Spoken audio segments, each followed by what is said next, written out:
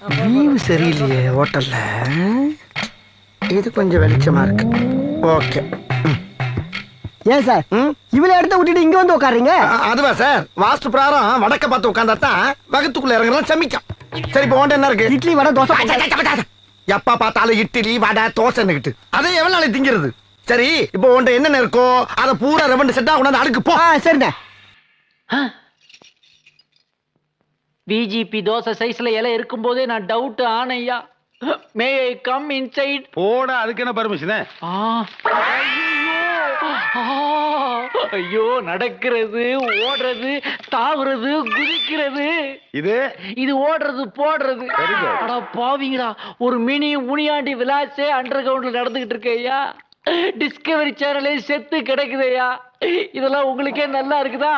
நல்லா இருக்கிறதுனால தானே சாப்பிடுற. போப்பா.